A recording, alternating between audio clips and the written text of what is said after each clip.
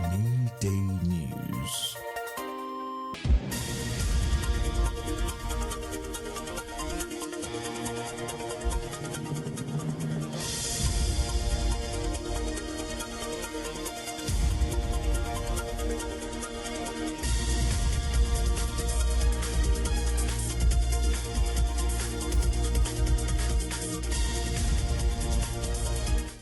Good day and welcome to Carnival Midday News. I am Elizabeth Tessie Okemukoko.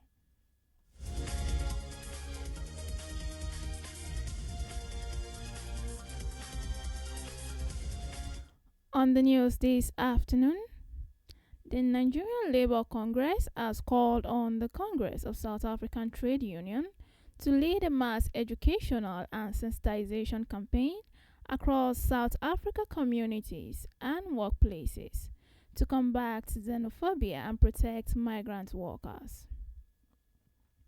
In a letter dated May 7, 2026, and addressed to the president of the Costatu in Johannesburg, NLC President Joe Ajaro warned that South Africa could not claim to defend the working class while allowing African migrants to be hunted and killed.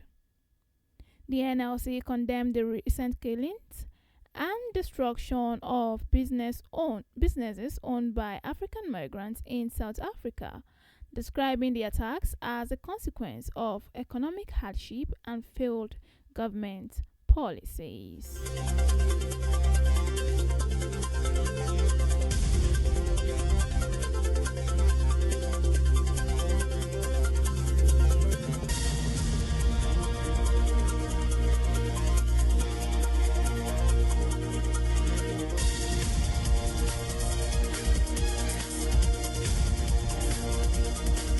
In the meantime, the National Drug Law Enforcement Agency has uncovered a drug trafficking attempt involving cocaine concealed in traditional Nigerian Ashoebi male caps and female headgears, popularly called fila and gili, respectively. This was disclosed by the NDLA spokesperson Femi Babafemi via his X handle today, Saturday, warning Nigerians to exercise caution when asked to transport traditional wares abroad on behalf of others. It also said that in case that one is asked to take on a luggage to Europe or elsewhere, that one must ensure that one checks out what is in the package in order to avoid seizure, harassment, and arrest at the checkpoint at the airport.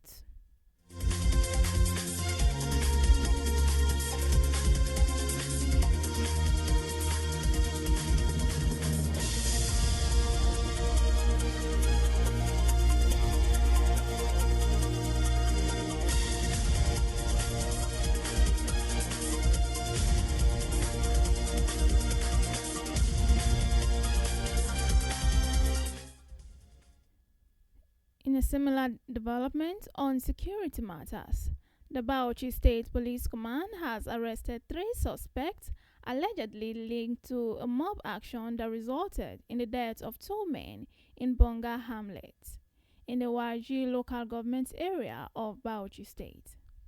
The command disclosed this in a statement issued on Friday by its police public relations officer, Nafiu Habib.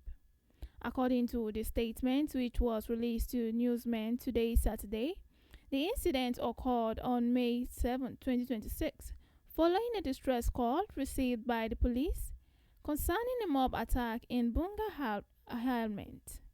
Habib said the victims, identified as Kabiru Idris, age 30, and another age 40, Ibrahim Smala Daniti, both from Baganga village in Wari local government, were attacked while riding on a motorcycle. The police spokesperson added that detective attached to the command, acting on intelligence, arrested 3 suspects allegedly involved in the attack. The suspects were identified as Samalia Taruwa and Dambaba Haruna and Ubali Umali. Habib noted that the suspects are currently in custody at the police at the State Criminal Investigation Department and are assisting the police with ongoing investigations, while efforts are being intensified to apprehend other fleeing members of the mob.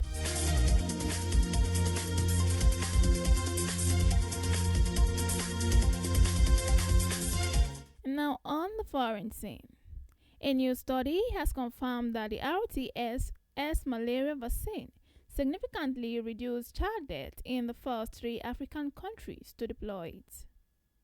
According to a press release by World Health Organization on Friday, an estimated 1 in 8 child died deaths were averted among eligible recipients in Ghana, Kenya, and Malawi over 4 years, per finding published on Friday in the Lancet.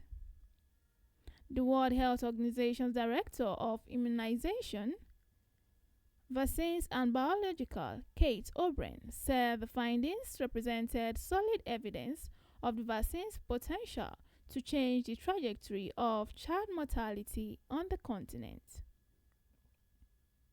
He noted that despite global progress, malaria remains a leading killer of African children, as in 2024 alone, an estimated 438,000 African children had died from the disease.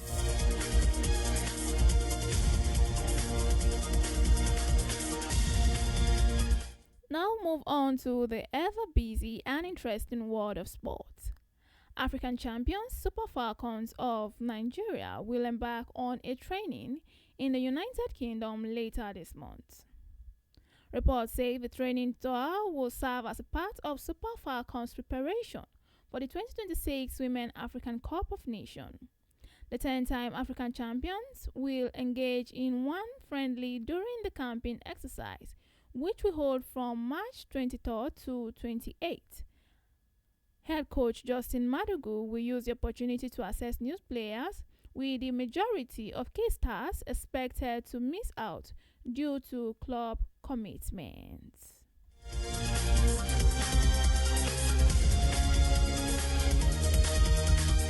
And this is where we'll call it a wrap on Carnival Mid News. Thank you very much for tuning in and for listening. Do not forget that you can always stay updated and informed with the latest happening around you by checking out our website at www.carnivalmedia.ng. Once again, I am Elizabeth Tessie Okemukoko.